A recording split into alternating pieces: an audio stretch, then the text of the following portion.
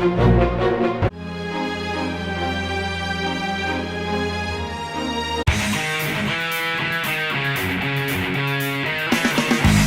don't know if you can tell, but I dyed my hair navy blue / midnight purple recently, and everyone's been telling me that they can't tell and that it just looks black. But you know, that's what we were going for. We gotta keep it professional here.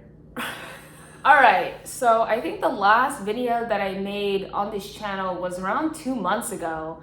And it was for the engineering project that we did for the narrow block. And so essentially I haven't really been able to make videos over the past 2 months because not necessarily anything in particular bad happened, but just all of the projects I was working on and then all of the academic school stuff that has been going on happened to climax in the month of April. So every possible deadline, every possible examination to exist all happened in the month of April. And so currently it's April 29th and all of it is over. Like, the storm has passed. And I was sitting in this coffee shop in downtown Champaign earlier today, and I was like, wow, I have not made a YouTube video in quite a while. It's been so long that I don't even think I remember how to set up the camera, how to talk to the camera, how to edit. And that's when you know things have gotten bad. If I'm not editing, filming, producing videos, I'm overbooking my schedule. But sometimes it's good, right? When you have everything come all at once, because even though you're suffering and you're questioning yourself throughout the entire time, once you're through, you're through. Like, you're done. There was this time in April when I had an OSCE on Wednesday and then a medical engineering project due the next day on a Thursday. And then the next week there was an anatomy practical that Friday. And then the following Monday was our third progress exam. I think these ones are a little bit more interesting than previous exams that we've had. So our third progress exam happened this past Monday. And because it's cumulative, it covered everything we learned this summer: cardio, renal, respiratory, psychiatry, clinical neuroscience, MSK, or musculoskeletal. All right, Bobby, how are you feeling? There's no feelings anymore. I've lost all pain sensors, whatever the heck they're called. Oh, the free nerve endings. I've lost all of them. Myelinated and unmyelinated. Is this a high score right here? No, definitely not. I'm just trying to survive out here. The high score is behind the camera, man. Okay. I hate myself. Maggie, how are you feeling? Richard pulls up behind me. My voice is gone. My will to live is almost gone. Oh my It's god. not looking good. Richard, how are you feeling? Oh, we're feeling good right now. Yeah? We got our pre-workout Celsius. Not sponsored? No, we are. We are sponsored. We are We're sponsored. trying to get sponsored. And so this was supposed to be the hardest exam that we had so far, and we made it. So I found out yesterday that I passed, and that's good news. You know, it's a pleasant surprise when you pass your exams. You're like, wow, I did not think that I was capable of accomplishing that much. But yeah, so that's good, I guess. It's funny because the exam was 150 something questions, right? And I was pretty tired because we had so many exams leading up to that exam. And when the exam is that long, it was 4 hours long, it sort of becomes physical at a certain point, right? Like, yes, mentally you have to be present because you have to be able to pick the right answer. And it's not exactly like you can get up and walk around for 30 minutes and then come back with a kombucha in hand. Like, I gotta sit down there for 4 hours straight and just burn through the exam because I'm a slow reader, okay? I gotta read these clinical vignettes at my pace, and at my pace, I gotta use every minute. I can't be wasting time to use the bathroom or something. And we were 75 questions in, right? And I was just getting so sleepy. I drank coffee before walking in because I knew I was gonna need it. At question 75, I was like, I don't know if I'm gonna make it to the next 155 minus 75 questions. So I think the reasons why this exam was considered more difficult than the previous exams were two reasons. The first one is a little bit obvious. It's that there's more material, right? There's more material to keep up with, and it could be sort of overwhelming at this point. And then the second reason is that the types of questions that were on the exam were a little bit different than we had seen previously. For me, the takeaway is that when I try to study for exams, I don't try to study for necessarily a particular style of question, because I don't know if that style of question is going to be asked on the actual exam, right? Because at that point, you're just pattern recognizing. But if they don't give you the same pattern on the actual test, then that means that you don't have any foundational knowledge of the material to fall back on. And so instead, when I've been studying, I just try to learn the material and develop a strong foundation of the concept rather than develop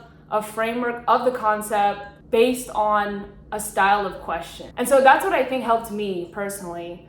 And I don't know if that's gonna help me in the future for future exams, but so far it's been working okay. It's a good thing. How are you doing, Tony? Hi, surviving. Dennison, how are you doing? How am I doing? I don't know how to respond to that question. Okay, so let's talk a little bit about the anatomy practical, because it's sort of hilarious. So this was also considered, I think, one of the harder anatomy practicals, simply because of the amount of material that was on it. So the topic of the anatomy practical was MSK, right? So muscles, tendons, bones, you know, that sort of stuff. There were a lot of structures, I have to admit. So usually with the anatomy practicals, I feel pretty comfortable with going in the week prior to the exam and basically hardcore focusing during that week.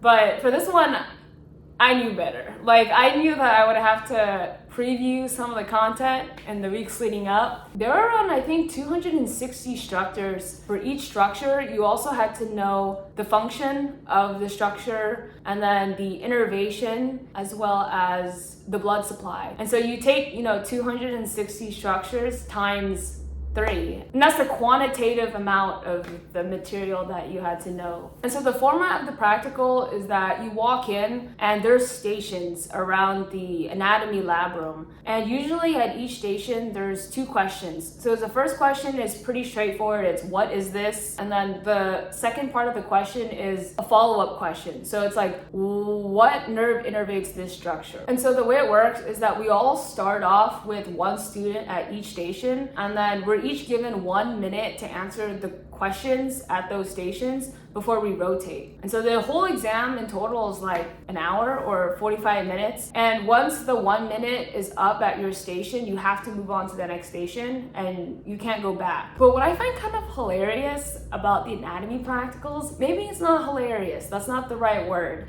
but it sort of depends on what station you start off at first. Because say you start off on a really hard station and then you don't know the answers to the question, you just sort of spiral for the next hour of the exam. Like, if you don't know the answer to the first question, you just start off on the wrong foot and then you're just mentally wrecked for the next hour when you rotate through the stations. So that's why whenever I go into the anatomy practical, I try to start off at an easier station. I try to start off with the bones. The bones, they're a little bit easier to recognize the structures because they're not on the cadaver. Once it gets to the cadaver, things get a little bit ambiguous, but the bones are pretty concrete. Like, if I can start off at a bone station and I get the question right, I just have that boost of self-confidence,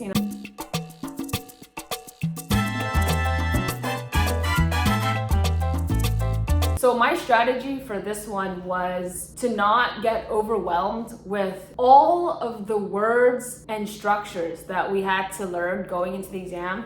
Because the problem is you walk in and even though you studied, there's just so many words floating around in your head, right? Like flexor digitorum profundus, flexor digitorum superficialis, flexor carpi radialis. Like, there's just so many words. And the problem is that when you're placed in the situation, when you're under pressure, all the words just become scrambled in your head and you struggle to find the right permutation of words that is correct for identifying the structure. And so that's why my strategy for this particular practical was to first orient myself with the position of the body. Like, is the body lying on their back? Are they lying on their stomach? Like, if they want us to identify the muscles of the forearm, where is the medial side? Where is the lateral side? And then once you start off with the right framework and orientation of where you're at, then hopefully you're able to not get confused. Also too, what helped me with this exam is to read both questions at the station first before answering the first question, because usually the follow-up question gave me a clue as to what the first question was asking in the first place. So for example, the first question will be identify the structure.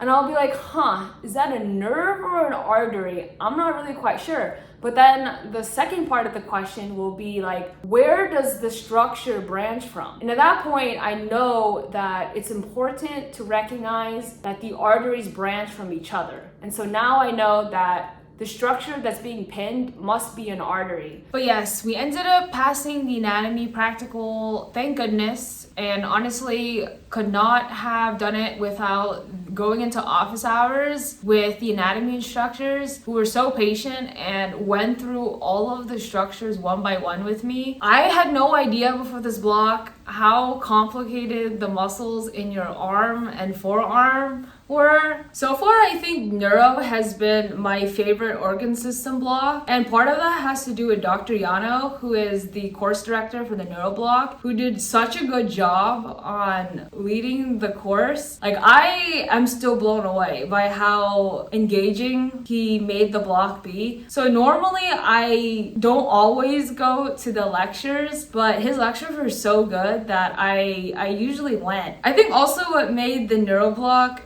more interesting experience was my PBL group. And so essentially PBL, it stands for problem-based learning, and it's groups of students are placed together that rotate for each organ system block, and within each group you have usually a clinical instructor and you discuss cases. And for the neuro block, my bicep group, let's just say if you took all the most interesting people in the class and then put them in one room together, that was basically my neuro PBL group. But what I really liked too is that the instructor recognized that, and he essentially let us express all of our interesting / unique personalities in the discussions that we had. And I think sometimes that's pretty rare for the welcoming of self-expression in education. And he really encouraged that every time we presented or we talked about things, to leverage our previous knowledge or experience and bring that into the discussion. And that just made the discussion a lot more interesting and engaging, in my opinion. And at the end of the neuro block, I was pretty tired, right? Because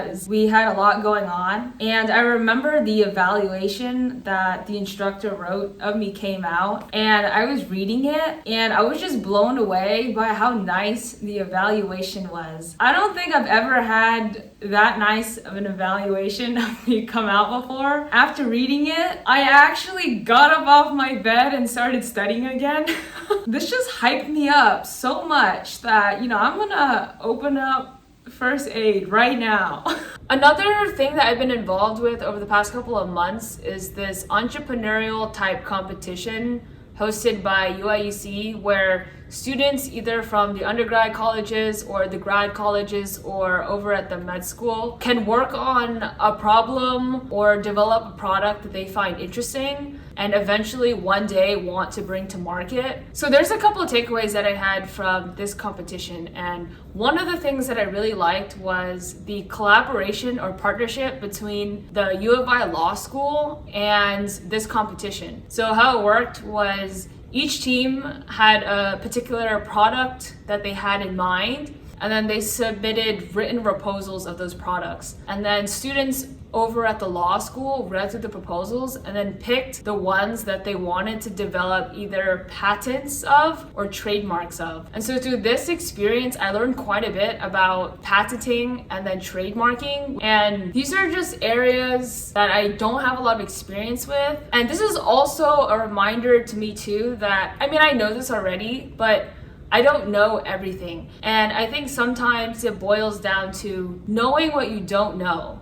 Because sometimes that's the first step, right? Like just even knowing what you don't know is the first step to then figuring out who knows what I don't know and how can I combine their expertise with mine so that we can move forward. Part of the competition was one day pitching your idea in front of the other teams as well as a panel of judges. And ultimately the outcome of this pitch night or day was nothing. But the whole purpose of this night was to practice your pitch and receive feedback. And so each team got 90 seconds to pitch their idea. But just the act of sitting down and practicing writing one was valuable to me. And one of the other takeaways that I had from this pitch night is that I actually enjoy being on stage and holding the mic and performing public speaking. And yes, it is very difficult and it is terrifying to do it, but I think that's part of what makes it a lot of fun. Not because I like suffering per se, but because the craft of writing a speech